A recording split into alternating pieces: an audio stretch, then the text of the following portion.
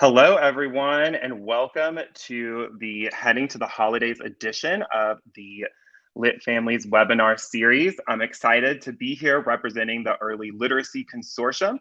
My name is Johnny Blunt, and I work at Literacy Mid-South as the Director of Collaborative Action, where our mission is to provide literacy resources to learners of all backgrounds and ages. We do that through several programs, working with adults that read below a sixth grade level, supporting literacy in elementary out of school time spaces, and facilitating collaborative networks of organizations focused on literacy.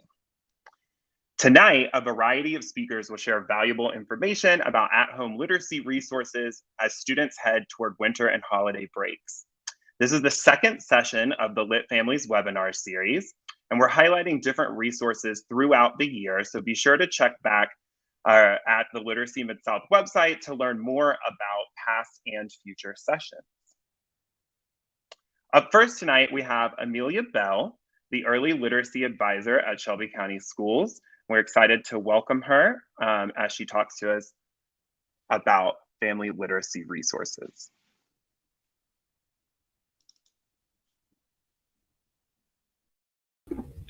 Good afternoon, good evening, everyone. Thank you for joining us tonight. I am Amelia Bell, as he stated, and I am an early literacy advisor with Shelby County Schools. So today we'll look at holiday literacy fun. And we know that literacy is just not pencil and paper. It's all around us. And it's a busy time. It's full of fun and excitement. And so we want to make sure that you are encouraging your students or your children to be busy this holiday season, keeping them reading and writing. And so we're going to review some festive literacy activities to enjoy between eating the remaining turkey from Thanksgiving and decorating your Christmas tree. Most of these are quick and they require little to no materials, and they're even great for your drive to a relative's home. So let's first start off with holiday crafts and oral language. There are lots of fun activities that you can work on with children of all ages. First off, let's make holiday cards for special friends and family. Be sure to write a holiday message. This will get kids moving, their creativity going, and they can create these nice holiday cards and also incorporate those writing skills that they learn. Snuggle up with a great seasonal book or pick up some books from your local public library. We know that reading can be a wonderful way to relax and reconnect. And children of all ages love read aloud. So sit with your children and read them a great book. Even have some hot chocolate to make the experience even better. You can write and decorate thank you cards, write in a journal, or have your children to create a Christmas list. We know that they probably already created that Christmas list and sent it to you multiple times with additions to it. So you can have them to create that and also have them to write out relatives' names and the gifts that you'd like to give them. Sit around the couch and share favorite memories with your family. Listen to a grandparent tell about their childhood holiday traditions and celebrations, or sing your favorite songs. By engaging children in these oral language activities, it increases their listening skills, their vocabulary, and even their comprehension. So we know that the holidays we love to eat, eat, eat. So let's jump right on in to the kitchen. You can have your child to create Play-Doh. Play-Doh can be made out of 3 easy ingredients that we probably already have in our cupboards. That's cornstarch, baking soda, and water. Have your children to mix that up, add a little food coloring, and they can spell out words and even create pictures with that homemade Play-Doh. I know we all remember the cereal alphabets. So have children to create words from the letters of the cereal. ABC pasta. Create silly words with the letters of the pasta. Have children to dip it in and see what they can create. You can use a recipe to bake your favorite holiday treat and then make your own holiday recipe. So you can have your child to read the recipe that's incorporating their reading and then have them to gather the ingredients. Allow your child to measure out each ingredient, which we know incorporates those wonderful math skills. They can also taste some of the ingredients and describe how each ingredient tastes or feels, such as we know that the M&Ms will be sweet and the pretzels will be salty and the marshmallows will be soft. So encourage them to use all their senses when they're mixing up these recipes. Let's take a look at one of my favorite Christmas recipes, and it's the Christmas tree Rice Krispies. You'll just need these 6 ingredients. Of course, your Rice Krispies, your pretzel sticks, butter, marshmallows, sprinkles, and the green food coloring. First step. So this is teaching children to follow steps or procedures to create things. So you're going to spray your 9x13 baking pan with non-stick cooking spray. In a large pan, you're going to melt that butter and marshmallows while stirring constantly over medium heat. Once that marshmallow and butter mixture is nice and smooth, add in the green food coloring. Be sure to remove it from the heat and add in your Rice Krispies until all of the cereal is coated. Press it evenly into a greased pan, then sprinkle your sprinkles. Allow it to cool for 30 minutes and then cut it into triangles, adding in your pretzel sticks for your Christmas trees. That's a sweet and easy treat. So we always know that our children like to sit on the couch and get out those iPads, but let's get them moving. Well, we know snow is rare here, but when we do get it, have students to make words with their footprints in the snow. Lego letters. I step on Legos every day. I'm sure everyone has Legos somewhere in their home. Print letters on those blocks and build word towers. In a beanbag toss, spell the words while you're tossing the beanbag back and forth for each letter. So these interactive things can get students up and moving. We can't leave out the fun for the family. Get the entire family involved. Get those board games out. Monopoly, checkers, Connect Four, all of those games help to promote oral language and conversation.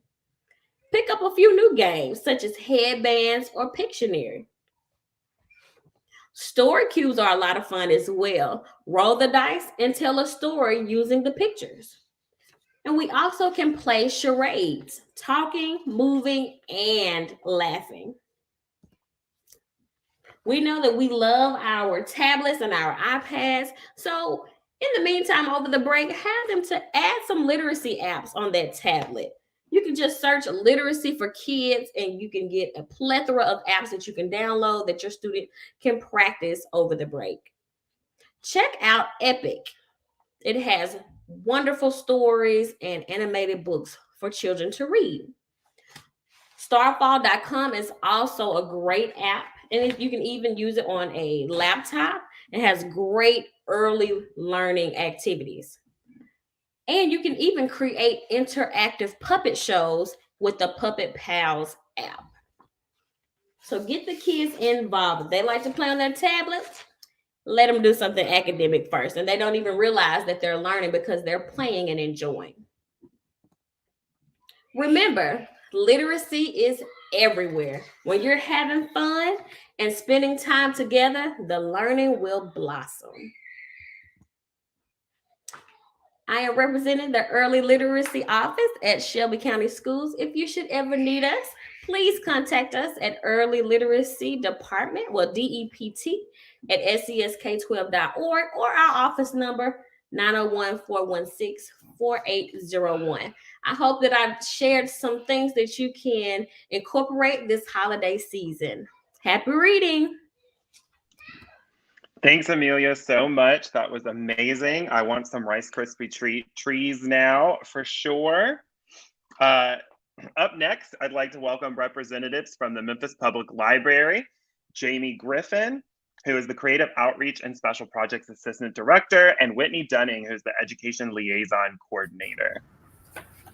Good evening, everyone. I'll start. I'm Whitney Dunning, and I serve as the Educational Liaison Coordinator for Memphis Public Libraries, and I work as a support to the schools here in Shelby County. We are a continuous resource within the community, and we are always working to help bridge the gap in educating our students, especially when they're out of school. Do you know where to find your neighborhood branch? So, when we hear the word library in Memphis, we usually think of the central library or the central branch on Popular. But did you know that the library is so much more than that one branch? We actually have 18 branches located throughout Memphis and Shelby County. And in most cases, there's one in your community. So you don't have to drive all the way here. You can find one that's closer to you. In each of our branches, we hold special programming unique to the people and the needs of that particular community. So that's what makes our branches so different and unique. If you need something, usually, especially in your school or in your area, your branch may have that opposed to the branch here. The locations and hours can be found online, as well as our calendars and our programming for those particular libraries. And indoor programming has returns. That means we're back in the library and we're back in here doing good things. Can you go to the next slide for me? Our vision. Our vision here at MPL is simple. We're your place to connect, grow, and learn. So we truly believe that our libraries are more than bookshelves. Our strategic plan here provides a vision for the next 5 years that includes things like equitable access to education or educational service and cultural resources, and championing literacy for all ages and learning levels. Our goals are being accomplished with you in mind. Our next slide, please. All right, I'm Jamie, and I'm going to talk to you about some of the things that we're going to be offering during the winter break. I think you're going to love this. All right, first of all, we're going to talk about the Winter Reading Challenge. You're familiar with the Summer Reading Challenge, better known as Explore Memphis, then you'll like the Winter Reading Challenge as well. It's for children 12 and under. But just like the summer edition, the goal is to encourage reading and exploring while children are away from school, helping to support leisure reading. The dates are from December 19th through January 1st. Registration starts on December 6th. So when you register, when your kid register, you get a book. If you read 30 minutes, you get a prize. If you read 300 minutes, you get a prize. If you read 400 minutes, guess what? You get an even bigger prize. Easy enough. Now, I don't expect you to remember all of this, but you can always go to our website, as Whitney said, memphislibrary.org. Another big thing we're doing is called Tunes and Tales. It's a virtual program that gives children a chance to experience story time with an additional dimension that is with the soundtrack provided by the Memphis Symphony. Everybody doesn't get that. They get down and there's another dimension as well. Kids can pick up a craft related to the story time at participating libraries. Of course, all of this is free. The remaining 2021 Tunes and Tales story times are scheduled for the next upcoming Saturdays mornings. That's December 4th, 11th, and 18th. The links for the story times are on our website. Again, another plug, memphislibrary.org. All right, so we're not done. We're also working with Memphis City Beautiful, offering virtual story times. These story times are centered around environmental topics like pollution, littering, recycling. There are some local celebrities reading to the kids. Not going to tell you who. You just have to jump on there and find out. They're also on Saturdays, one in December, the 11th, the 3 others in 2022, January 11th, the 22nd, and February February 5th, all times at 11 a.m. Our literary, if we can move forward, our literary support includes our Discover Read Centers, which are at 12 of our locations, with the goal of encouraging caretakers to interact with their children with reading, STEM activity, music, games, etc. Student cards, library cards provide opportunities for students to get their own library cards and not to rely on their parents to check out their books. And they can use our computers while they're in the library. As Whitney mentioned, we have returned to in facility programming, so I'm sure they would love to take advantage of that. Now, Cloud 901 and our Teen Innovation Centers are not about early literacy, but for those caregivers who have older children and want to bring them to the libraries along with the small children, we have opportunities for them as well. So there you have it. I hope you find the Memphis Public Libraries up to your standards. Of course you would. Anyway, for Whitney, I'm Jamie, Memphis Public Libraries. Thank you all very much. Thank you, Jamie and Whitney. What sounds like, and I'll echo that plug to go to the Memphis Library website. There's amazing resources there and obviously great ways for families to be engaged over the break. Up next, we have Brittany Reagan, the clinical coordinator, and Brittany Howard, the clinical therapist at Agape Child and Family Services, who are going to share ways families can use literature to explore social emotional concepts. Thank you so much, Johnny and Literacy Mid-South, for having us at Agape Child and Family Services here tonight. Just like Johnny said, we are part of our clinical services department, so we provide free counseling and therapy to students and adults in Fraser, Hickory Hill, and Whitehaven. And we're going to talk about social and emotional learning. So social emotional learning, you may have heard it called SEL, especially in the school setting. So this is just the process in which students are able to gain and apply knowledge, skills, and attitudes to then start developing healthy identities of themselves, learning how to manage their emotions, being able to achieve goals they set, learning how to show and feel empathy for others, build positive relations, and make good decisions. So there's 5 main components when you're thinking about social and emotional learning that we're going to talk about. And the first one is self-awareness. So this is being able to know and understand the emotions you feel internally. So even as adults, there's probably been a time where you've been overwhelmed with all kinds of emotions and somebody said, hey, you know, what's going on? How are you feeling? And you're just like, I have no idea, because you're so overwhelmed. And it's the same for a kid. So it's being able to identify, I feel frustrated right now. I feel excited right now. I feel anxious right now.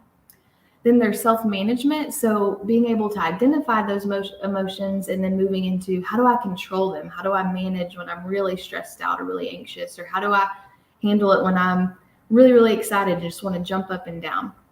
And then moving into social awareness. So how do I learn and understand how others around me feel and their perspectives and thoughts and ideas?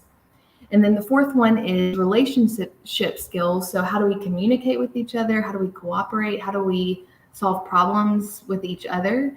And then finally, responsible decision making. So how do we identify the problem and then move into finding a solution for the problem? So you're probably wondering, how does social emotional learning fit with literacy? So first, our emotional health impacts our brain's ability to learn. Also, research shows that students in schools that utilize social emotional learning have positive educational outcomes, including reading. And also, social emotional learning has shown to increase students' academic performance and increase high school graduation rates. And it has also been shown to improve classroom behaviors and improve students' ability to manage their stress and emotions in the classroom. And now I'm going to pass it back to Ms. Brittany Reagan, who is going to give us an example of how these two tie together, and also to start off with some examples of some activities.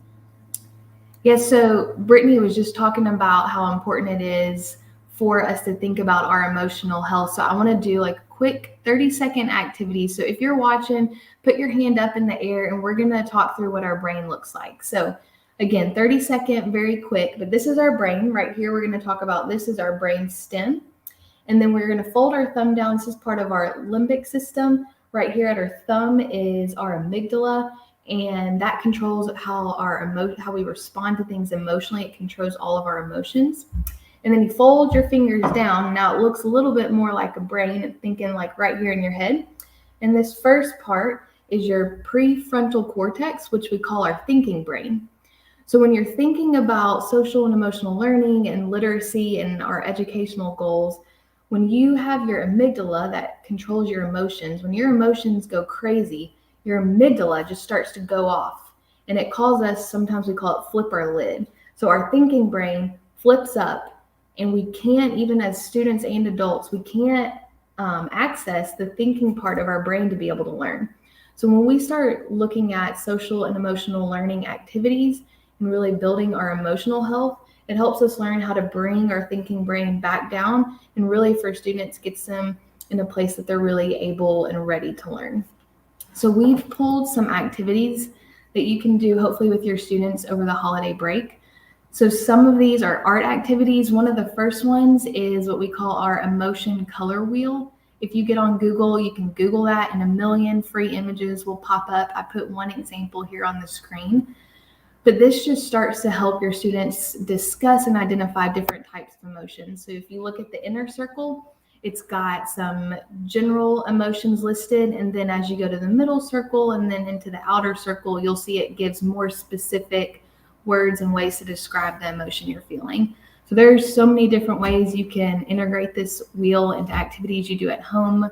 But a few of those are just looking at it and as a family, a household, picking any color, any of the emotions, and having everyone go around and talk about a time they felt that way.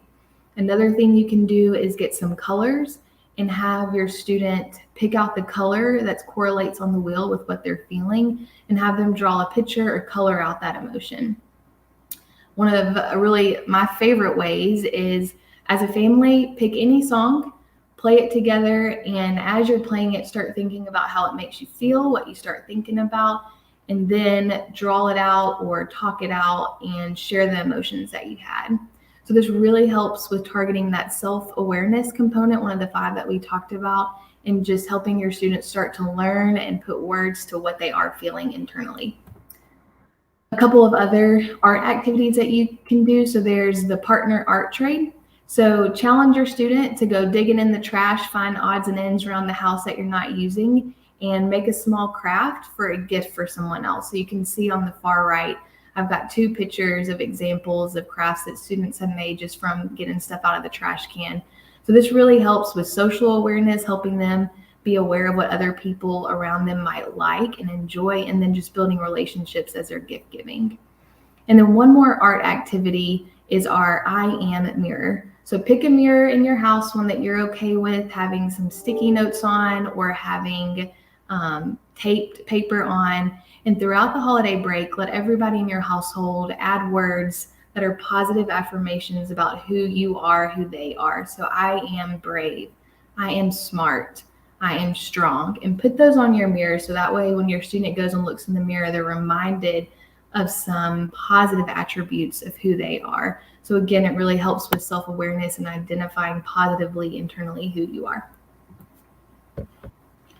And here are some examples of some physical activities. So the first one is a holiday scavenger hunt. And this one targets relationship building and responsible decision making. And so this involves coming up with a list of things for everyone in the family to find around the house, and whoever finds the most wins. And then the next example is a dance party freeze, and this targets self-management or impulse control. And with this activity, you can pick your favorite song and press play, and then one family member can be in charge of yelling freeze while the music still plays. And then the children can work on the impulse control and fight the urge to keep dancing until they hear go.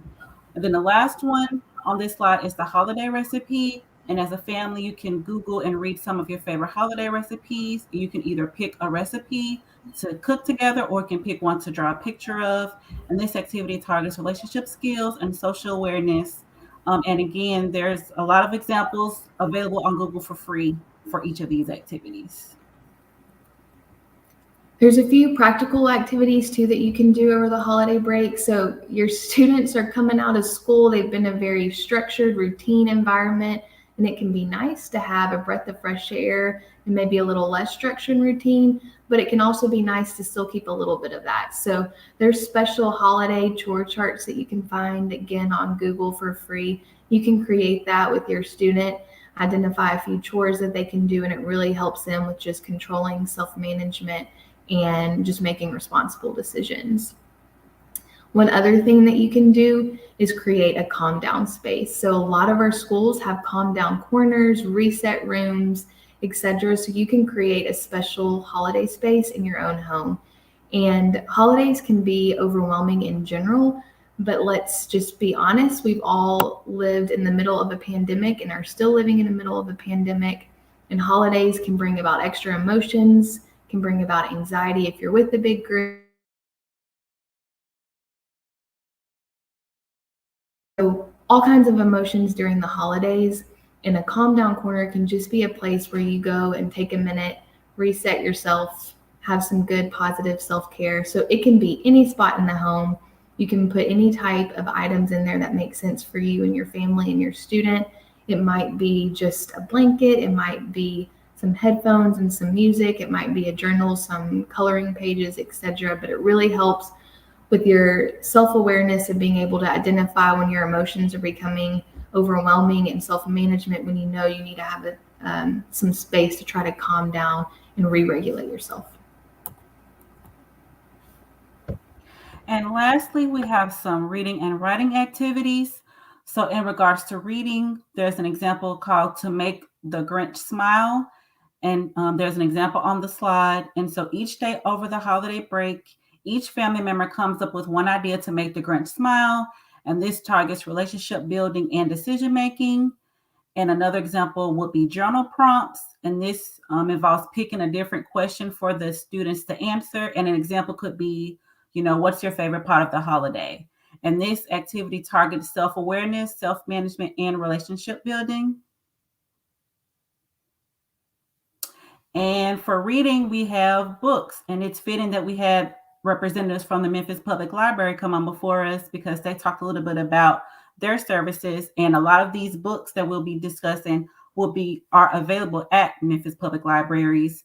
And so the first one is When I Feel Scared, which talks about emotions like sadness and anxiousness that children can feel.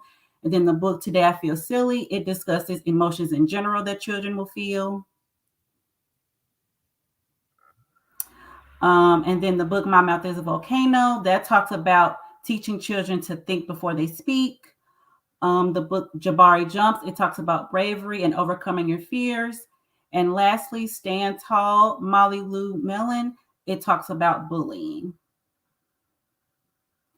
So again, we wanted to thank you all for having us this evening. If you have any questions, you can contact my supervisor, Ms. Brittany Reagan, or myself, Brittany Howard. And I hope you all have a great rest of your evening. Thank you guys so much, Brittany. That was a really great resources and book recommendations too. And I'm going to work on keeping my thinking brain flipped down.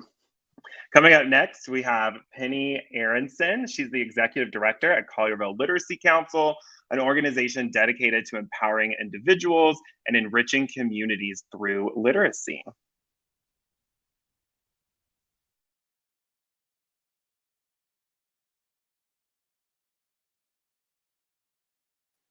Good evening. Thank you so much for having me. So I'm going to piggyback off of what Brittany and Brittany both said about stress for the holiday. And we're going to talk a lot about listening comprehension during a really busy time of year.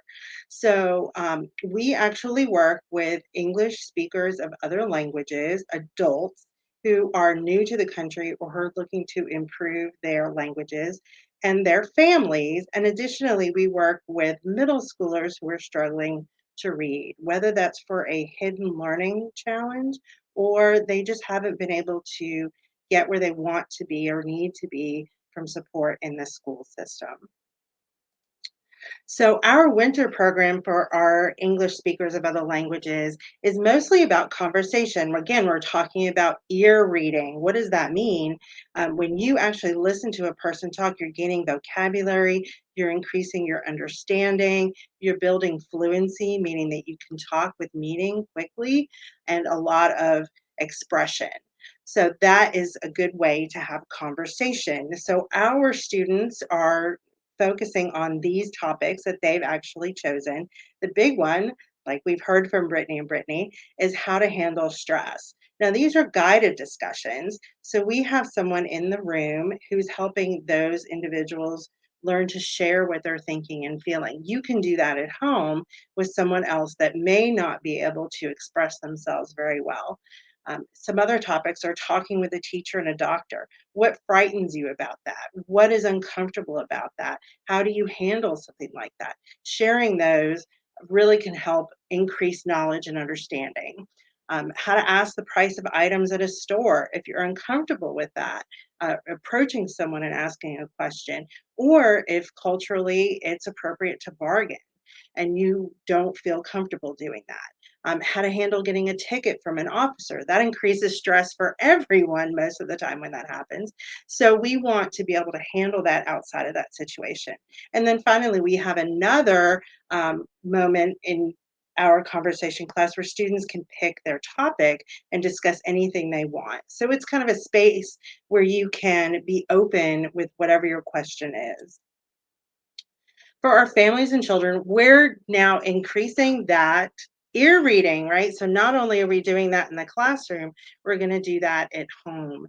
So one of the ways that you can do that are listening to stories on the radio, TV, or internet. A great way to do that is with podcasts. There are some great ones out there. One is called But Why, and it's a friendly debate between topics like why is the sky blue? Who invented words? Another one is Smash Boom Best, and that one is Dragons versus Unicorns. So you can talk about that. And everybody in the family can listen to that at a really busy time. You can have that on in the car or just when you're cleaning the house. Another way that you can keep reading is just watching TV with the captions on. That's great for our ESOL students and for children who are struggling to read, that they can watch and read at the same time. While you're watching, another way that you can increase that literacy is just to be curious. Why? What happens next? When do you think that is going to happen in the movie? Who is going to do that? Asking those kind of questions really improves listening comprehension, which then improves reading. Another way that you can do that is playing games in the car. There's old-fashioned games of I Spy something with the color blue, or I packed my grandmother's suitcase and included a towel, and the next person had to add on an item. That really improves not just relationships, but again, the memory, the vocabulary. Then you're talking about all of these different things that are happening in family as well. So we are also moving into different areas in spring. So we are starting a program for Arabic students at the Islamic Center, and there are beginner and advanced ESOL classes coming in spring, and there's a youth writing workshop. So we can work with those students at that location, and they are split between boys and girls classes. And then we're also continuing to work with our reading intervention students, where if they're struggling in school, they're continuing to struggle with other tutoring. Can provide intensive targeted support for those students. But again, right now for holiday, ear reading is really great at a really busy, stressful time of year. We are also going to be continuing our family support for the spring, and that is with financial, digital, health, and media literacy. So you can find us at colliervilleliteracy.org or give us a call at 854-0288. Thank you. Thank you, Penny. It's so exciting how many different ways there are to work with students on their reading skills. I really love the idea of ear reading. It seems really approachable. And next, I'd like to welcome Kim Edwards, the co-founder of Kim's House Incorporated, whose mission is to provide academically enriched programs and services that encompass all aspects of educational development for students and educators they serve. Thank you for having me, and thank you for reaching out to Kim's House. We offer tutoring, early intervention programs, transition programs, homeschool, homebound, you name it, we offer it to our students in our community and around the country. And we work with children with disabilities, children who do not have disabilities. We just believe in helping children and families with their educational needs. This evening, I would like to speak on creating a great learning environment in the home. Question: as a parent, how do I create a great learning environment in the home? And here are some answers to those questions, to these questions. One question: talk about learning expectations and rewards in the home. Create learning areas in the home. Speaking positive language about learning. Create a learning village. Talk about learning expectations and rewards. Note, parents, you are your children's first teachers. Kids do more about what you do, meaning what you model, and not all so much about what you say. Teach the importance of being engaged in learning. Examples given, paying attention, teaching your kids how to pay attention. You might be having a conversation with your child or your children, and you notice that they're not paying attention. You can just stop the conversation and just ask them, what did I say? And ask them to repeat what you said. And that's a good method of teaching the importance of paying attention. Also, when they're doing activities in the home, or someone else is doing something in the home and they're not paying attention, or one main one, if they're on the computer and they are playing games and you have put them on something else to do and they're not paying attention to that, you can stop and ask them, okay, what are you doing? And talk about the importance of paying attention. It's connected to real world experiences. Teach being a good listener. That is a learning, that's a skill in and of itself, is to learn how to be a good listener. The importance of being a good listener. Taking the time out in the home and having opportunities for each person to sit and speak and talk, and everyone is actually listening. Practicing engaging in listening as a family, sitting at the table, sitting wherever you sit and engage, come together in your home and just have a listening activity. Just everybody is engaged in listening, to practicing, really practicing listening. Teach asking for help when needed. So I know some kids have that problem. I work with a lot of children. And a lot of times at school, the pace is so fast that they don't get an opportunity to ask questions. And that's something that is being basically kind of pulled away from kids, is the knowledge or the skill of saying, okay, I need help, admitting that I need help, and then knowing where to go get that help as a parent. And I'll talk about that in just a second, where you can find help and develop help around you and in your village. Teach owning your learning experience.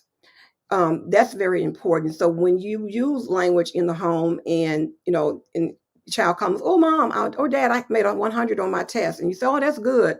Now take that as a teachable moment and say, okay, I knew you got this. Use that term. I knew you could do it. Let them know that is the importance of, now that you know this, you own it.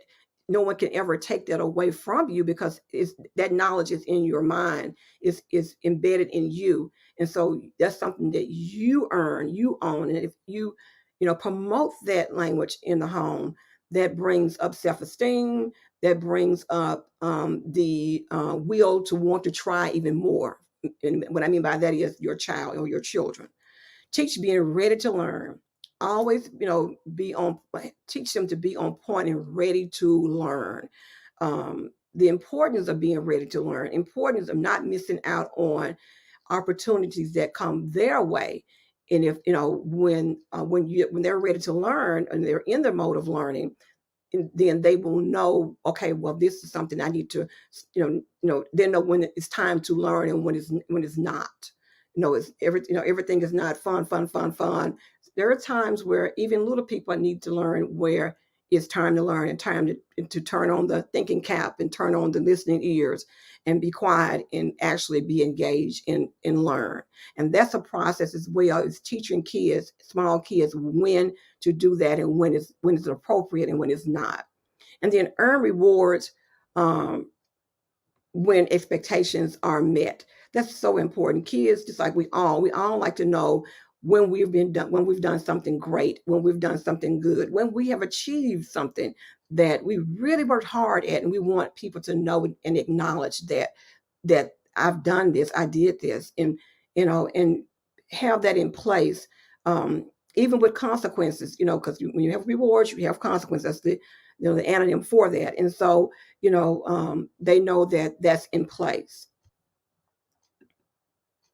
And discuss and write down learning expectations and rewards, meaning that the expectations just shouldn't come from you, the parent. It should be a discussion, because that's how it's done at school. When we do responsive classroom in school, we all sit at the carpet. We all come up with behaviors and expectations and rewards and even consequences, and we write them down. And so you create that type of those type of expectation in your home. Each home has their own different type of expectation, and we always think about expectations about being behavior, but learning is a behavior. Learning is a behavior, just like any other type of behavior. If you don't have positive structure ways of learning, then it become chaotic, and it really doesn't work well. And frustration comes in and struggling comes in. That's when struggling, lots of times when kids are struggling in school, because the expectations have not been laid out at home and it's not matching at school. And this specific type of discussion and write down of learning expectation, it mirrors what it's actually done at school, and especially on the elementary level. This is done at school. And so if you're doing this at school and kids are doing it at home, just think how well or how better kids will perform in school if home and school are doing pretty much kind of the same thing. And also turn this expectation into an agreement. And put it somewhere, put it on the refrigerator, write it down so you can refer back to it. So when things get off track of the expectations in the home as it relates to learning, and I have some here, pay attention, listen when someone is teaching. And I said teaching, not speaking, because kids know when to turn it off when somebody's speaking, but they don't sometimes know when to turn it off when someone is actually teaching them something. They're in the mode of wanting to receive learning. And so that has to be taught at home, because like I said, parents, you're the first teacher. And so that has to be taught at the beginning, even before kids come to school, learning when to listen when someone is teaching you something. Number 3, ask questions when needed. And when needed, not just all the, just be asking, but truly having a thought, teaching kids how to think outside the box, think and actually look at things and ask, look at things and say, hey, I got a question. I have a legitimate question, and let them know that no question is not dumb. No question is stupid. No question. Everybody should be valued about what they think and what they have to offer, and because what that child may have to ask another child in the home or even at school might have that same question, but just afraid to ask. And finally, on this one, do your assignments with effort. Preach. Teach your kids not to half step. That was my biggest pet peeve with my kids at school, was don't half step. Do it with great effort. No one is, expecting, we like to see an A or B or C, but if a hard C is just as, it's a good grade if you've given it your all. And then once again, rewards. Write down the rewards extra time playing games, gift cards. What I didn't put on here is, which usually goes on the responsive classroom, is the consequences. And that should be discussed as well and written on the agreement. Creating learning areas in the home. Since the pandemic, we've had to do a lot of changing, a lot of adjustment, and a lot of kids now are having a lot of different opportunities and different avenues to get educated now. You have in person, with your traditional school settings, you have homeschooling, you have, even a lot of kids now are even still online going to school. And so, when we started, this is actually somebody that sent me this and you can set this up. It has her name on it. The tripod boards, you can get them now for $1.25 now. Dollar Tree has gone up from $1 to $1.25 now. So you can get these tripod boards. If you have kind of for kids in the home, they're portable. You can close them up and put them down and use your table. So this is one right here. This is a child that's actually that's virtually. Here is now these two kids I don't know, but I thought this was such an interesting photo of kids working. They have everything they need on their tripod board, and they're sitting quietly and they're working. This is called having some structure in the home. This is a time where, okay, kids, we're going to sit down at 12 o'clock, 1 o'clock, and especially when you get, in 3 weeks, you'll be out on break. You still need some time where they're doing something, be it that they're drawing, be it they're actually doing some of your work, because some teachers do send home assignments during the Christmas break, some do not, but be it whatever they're doing, they can use this type of setting to do their work. And once again, those tripods are foldable. You can fold them up and put them down if you need to use the table for something else. And they're personalized. As you can see, each child has something different in theirs. And here's one right here. This is one of my students, that sister, her mom created this one. And she was a kindergarten kid last year, and she put her numbers on hers, her ABCs. She just put all the different little things that she thought Jasmine would need. And on her trap board for this is when we were doing not in person, but we were doing virtual. And she probably is still using this in the home, even when they come home and do homework. And here is Kamari's, her brother. And he, of course, he was older, and she put some things in here that he was working on to help him as well. And then speaking positive language about learning in the home. Suggest positive, the suggested positive language. Speak positive words daily in the home about the importance of learning and learning, importance of learn assignments or I think it should be importance of learning your assignments. That image is kind of in the way there, but stay on task. Listen. These are terms that parents should be using at home, or example words you should be using in the home to promote the atmosphere of positive learning. Telling kids to stay on task. I'm listening. You need to be listening. Get organized. Show them how to get organized. Model that for them. Work hard. Learn. Be respectful. We all, most kids know about the 3 R's, because every school talk about the 3 R's: being responsible, respectful, and being I think it's responsible, respectful, and I know one is being safe, but I know it's responsible, being respectful, and there's another one. But anyway, but they know those 3 R's. This here is a little bit different. This here is actually telling kids to concentrate and model for them to concentrate. Model for them how to focus, stay on task. Use these words. Be neat. Yes, be neat. That would have some pride in your work. Teaching that, using that language in the home, and actually modeling it and making it happen, and making them redo things when they're not done on the level that you think they should be done, or you feel like they know they could do that work on. And that promotes that, oh, mom and dad is not playing. They're taking education serious. If they're taking it serious, then I'm going to take it serious. So then I'm going to do better at school, because I don't want to come back home and hear mom and dad get down on me because I did not do, or my teacher called my mom and she gets on me because I wasn't doing what was expected in the home that should have gone transition into school. Revisit the learning expectations you and your children created together when needed.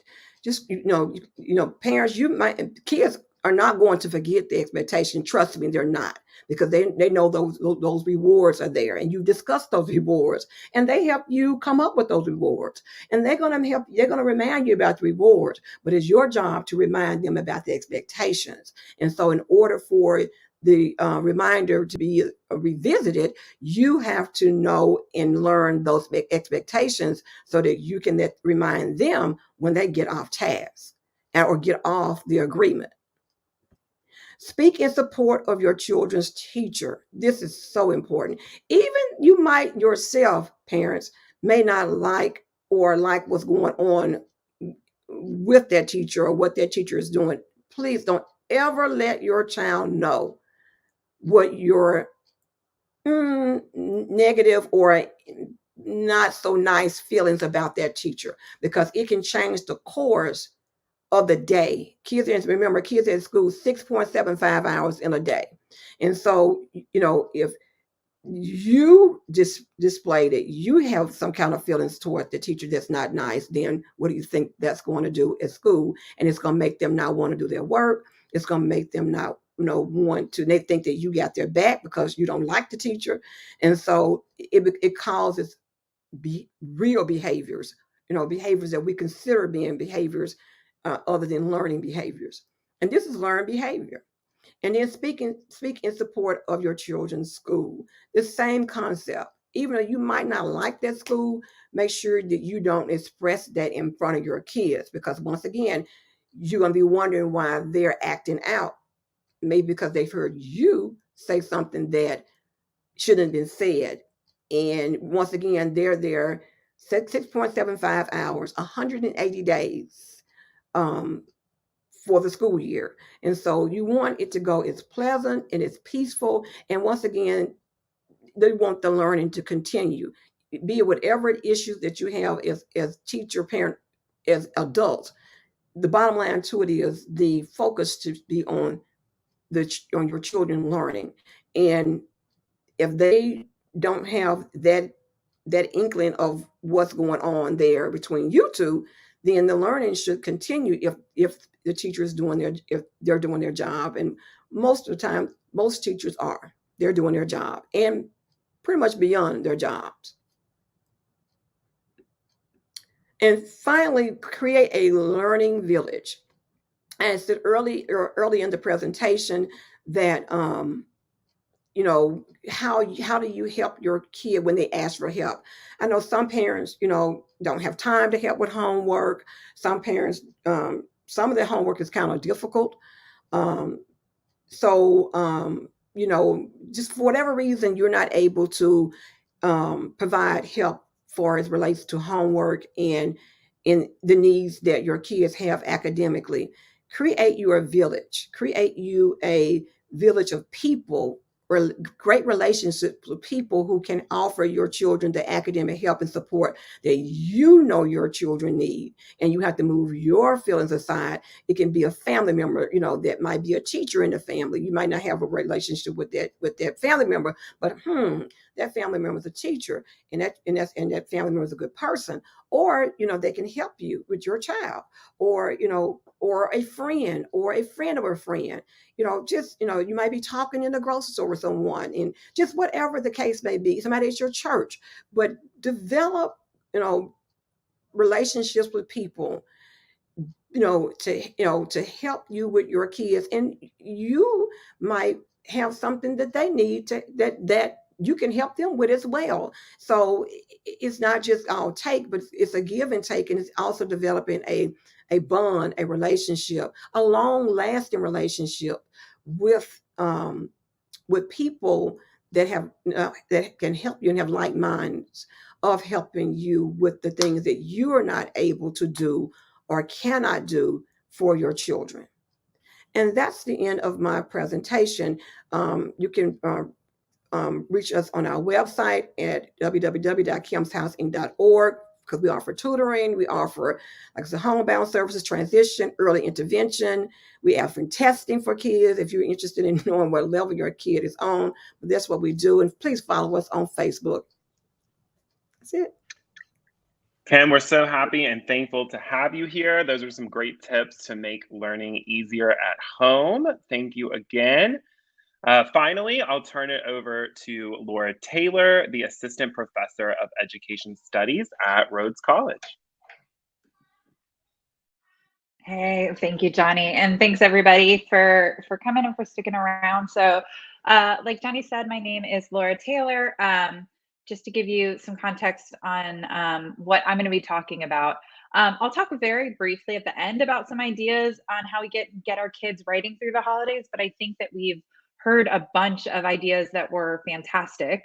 So what I want to talk about is a little bit on what we've learned from educational research on why kids writing helps them become better readers and why it's okay if when they're writing, they're not spelling everything correctly. So a lot of this work is coming out of a collaboration with Dr. Aissa Marchand, who is an educational psychologist at Rhodes College and is working with me on a research project that is seeking to learn in part from what parent perspectives on their children's, particularly in K through 3 literacy instruction in Shelby County schools. So I'll make a plug for that at the end, but if you're at all interested in participating in, say, a 1-hour interview for a $25 gift card, we'd love to learn from you.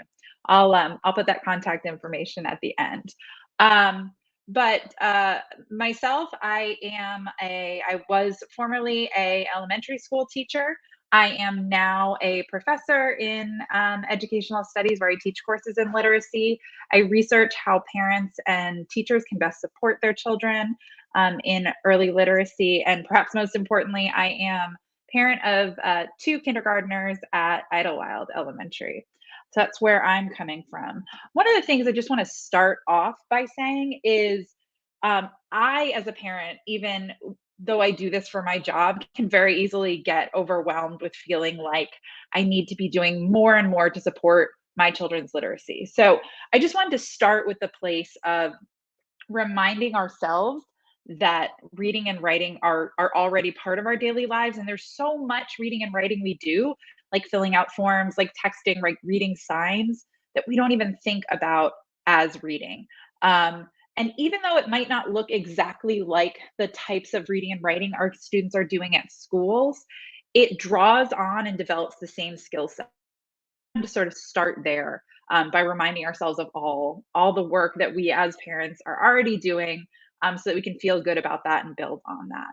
And what I want to talk about today, kind of with this point of why I'm arguing it's okay that your kids are not spelling things correctly, is this notion of thinking about reading and writing and learning to read and write as code breaking.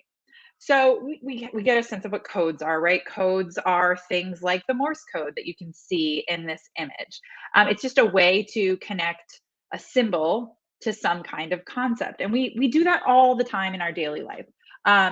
In fact, our kids are already probably pretty good at it. I know my children could recognize the McDonald's logo well before they knew that made a sound. The Target logo, I bet I'm not the only one that could recognize that, or even on that Instagram screen, right? That little picture of a house is just a code that is telling you that you know the connection, that if I press that, that'll take me to my home screen. If I press the plus button, that will allow me to make a new picture, right? That's the kinds of code breaking that we are doing every day. And it's very, very similar to how children learn to connect letters and sounds, that code breaking that's at the base of learning how to read and write. Just to kind of concretize that, right? So there's nothing inherent in that first box. You can look at that and you can say, like, that's 2 lines. That it looks like, it might look like an X, right? But as you became a reader and a writer, you learned that that symbol reflected or represented a particular sound, right? That it makes the t sound. You learned that the middle box makes a h sound. And then you also had to learn the more complex things, right? That if I put those two letters together, like in that third box, it's going to make a sound. So that's what we're talking about. Well, if you hear teachers talking about maybe decoding, I like to talk about it as code breaking. That's what we're talking about, right? These are the key things our students need to be doing really early in their literacy development. You know, we're thinking around pre-K, kinder first, to get them reading and writing books independently. So what do they need to be able to do to learn that code, right? It's two pieces. The first piece is that they have to know the letter sound connection, right? So they have to look at that first box and see that semicircle and know that it's not just a semicircle, but in this context, it also makes a k sound. And they need to know that for a bunch of letters, right? So here an a and a t. So that's one of the pieces that is key to code breaking. The second piece is that they need to be able to blend those sounds together and then conversely segment. What I mean by that is this, if I can tell the code, I know it's a k, a, t, but I need to be able to blend those words together into k, at, cat, right? And if you have young readers, you maybe have seen them doing a version of that. And I spend time talking about this because I think it's helpful to remind ourselves what a complex process this process of learning how to read is, right? For most of us, we've been doing it for so many years, for decades, that we don't even realize how much work we're doing to make sense of just a simple word like cat. So when we think about this code breaking, we've got to match the symbol, like the little semicircle, to the sound. And then we've got to be able to blend those sounds together to make them into words. Okay, so that sort of takes me to why I think it's okay, and in fact good, if when your kids are reading and writing at home and writing, that they're not spelling everything correctly or conventionally. One of the reasons that that's true is just that the English language is really complex, right? We talked about the TH makes a sound.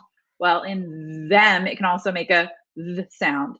And then you could also write the word time with a TH. Maybe you were cooking with that for Thanksgiving. And then time can also be spelled really differently. So that's one thing to just remember. And we are lucky to live in a world with things like dictionaries and spell check for those confusing words like that middle time that we might forget how to spell correctly every single time.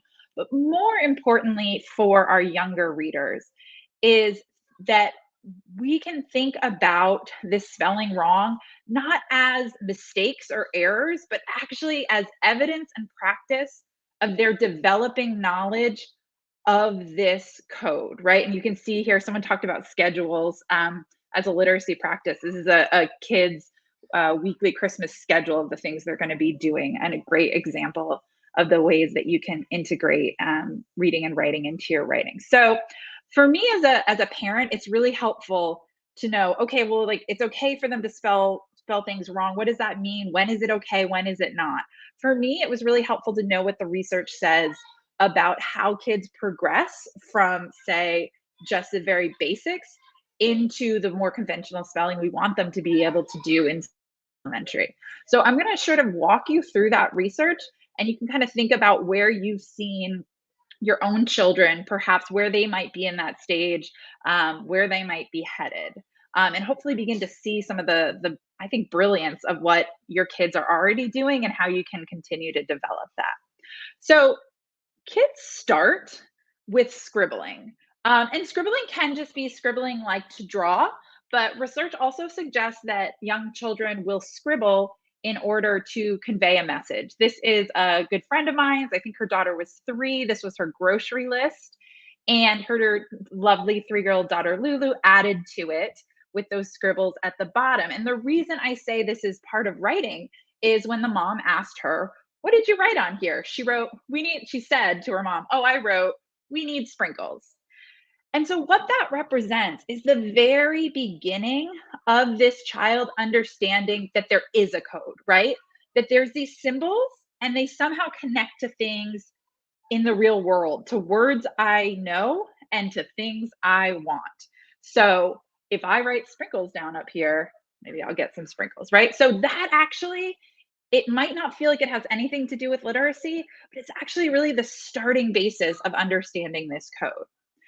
Then kids typically move into what we might call letter-like forms, like you can see here. They start to notice patterns, like there's a lot of straight lines in these symbols and a lot of curves in these symbols. And obviously they're not really voicing this out loud, but this is kind of how their brain is processing it. And as they continue to develop, we might see things like letter strings. And these strings aren't connecting those letters and sounds yet. It's just that they've started to recognize letters and they're going to start to reproduce them in strings. And this might have said, I can't remember what Brian's piece specifically said, but this might have said something like, I love my friend Bob. But they're continuing to get that idea that these things represent words, right? And you'll see his name up at the top, right? This might also be when you see your kids starting to really recognize their names and the letters in their names start showing up more and more in their writing. But all three of these, right? The scribbling, the letter-like forms, and the letter strings are things we usually don't even think about as having anything to do with literacy. But sort of now decades of research has suggested this is a pretty typical path that most kids are following that is showing their increased understandings of this code. And then for me, where it gets really exciting is what we might call phonetic spelling, or I like to think about it as invented spelling.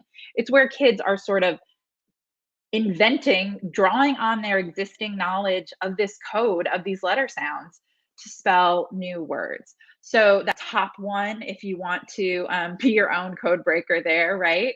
That one says, there once was a little girl.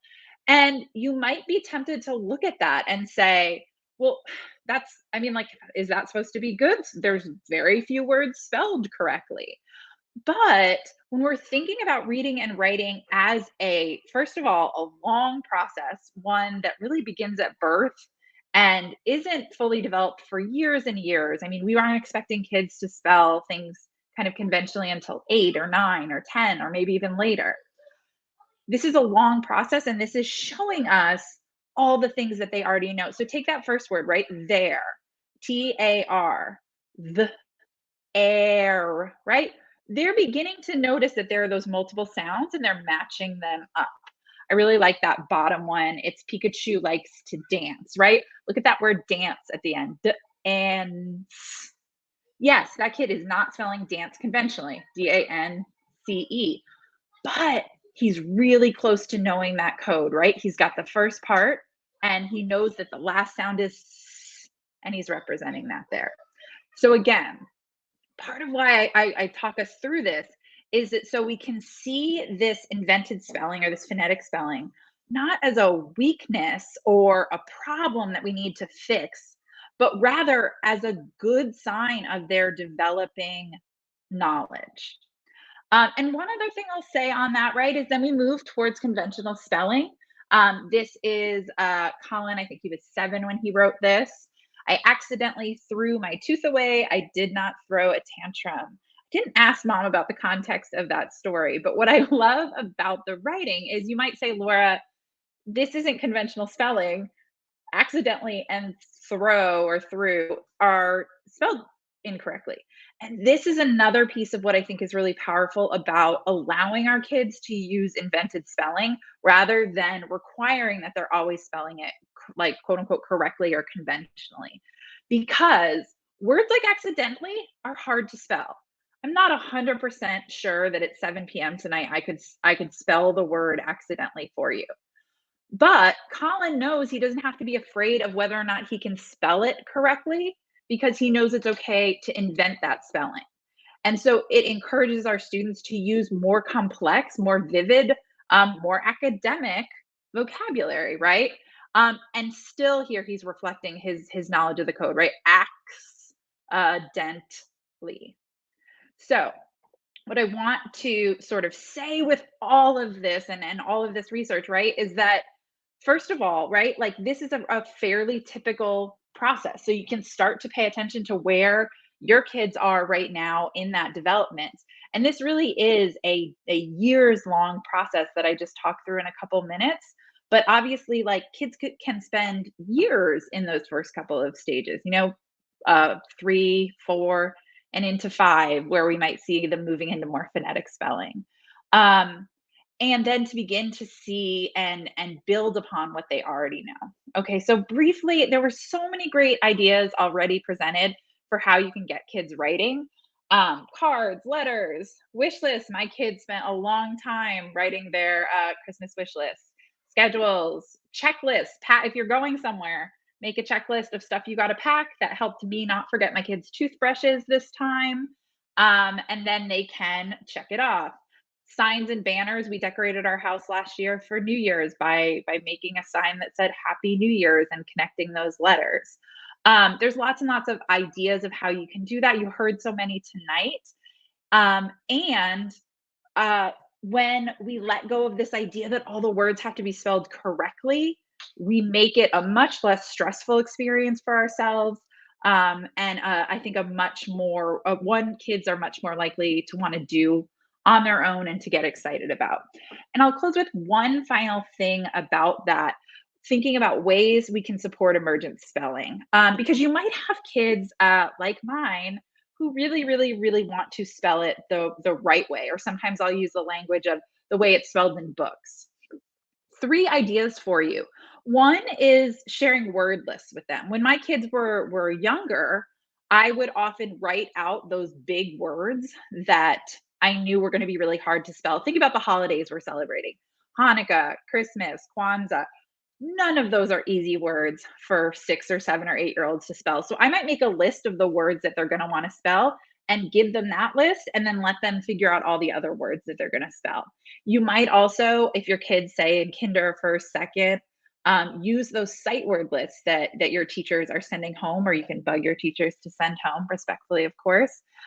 You might also like to include things like letter sound charts that you can find all over the internet. I put a little clip of one in this image, right? So the kid's like, well, I want to make the ch sound. Well, that's a tricky one, right? But they can see the picture, oh, chain, ch, right? But honestly, as a parent, I usually can't get my act together enough to do either of the first 2. What I can do, and what I want to say is really helpful, is the third one, which is helping kids stretch out the sounds in words to help them hear them. So for example, go back to that basic cat word, right? If your kid says, Mom, how do I spell cat? You go, oh, instead of just telling them, right? Go, okay, well, what do we hear? Cat, cat, and really exaggerate it. And they'll hear that. Maybe they'll hear that k, and maybe they'll say K, and you'll be like, oh, it's not a K, it's a C. But maybe you actually just let them go with the K, because that's another way to make the k sound, and you're doing invented spelling. And then you go, okay, exaggerate it for them and walk them through that process. And that will help them continue to build their knowledge of that code. And over time, you'll see your kids starting to do that themselves, right? They'll start to sound it out. And that's exactly the process we want them to do, so that they're getting a chance to not only read and write and maybe do something that is not demanding of our attention while we're trying to get ready for the holidays, but they're also developing that code that they're going to use for writing, but it's the same code, right, that we use for reading. So I hope that you found something helpful here. Thank you for sticking around and listening. And I just wanted to mention first, thank you. My name is Laura Taylor. If you have any questions or comments, reach out to me. So it's Taylor, Taylorl, @rhodes.edu. Sorry, it went down. The other thing is, if you are a parent of a Shelby County Schools kid that's in grades K through 2 or K through 3, and you'd like to participate in a research study to tell us about your experiences with that, I would also love to hear from you. We are doing 1-hour interviews with parents, and we are thanking you with a $25 gift card. So please email me if you would be interested in setting up one of those interviews. Thank you so much. And thank you to Johnny and Cardell for hosting. Laura, that was such an approachable and really enlightening explanation of how early literacy works. I definitely learned quite a few things, so thank you so much for that. This has really been another great session with awesome resources for families. We really hope that you found this helpful as we head into the holiday season. We want to wish you and yours the best as we close out 2021, and we look forward to the new year. Please continue to watch this space for more family literacy resources, especially by going to literacymidsouth.org/lit families. There'll be the recording of this presentation, as well as links to the resources mentioned and additional resources around the holiday break. I want to thank each of our presenters and the organizations they represent for all of the great work that they do in our community. And I'll close with a special shout out to Stand for Children and First Aid Memphis, both co-hosts of the Early Literacy Consortium and really instrumental to the Lit Families webinar series. I hope everybody has a wonderful holiday season and a great night.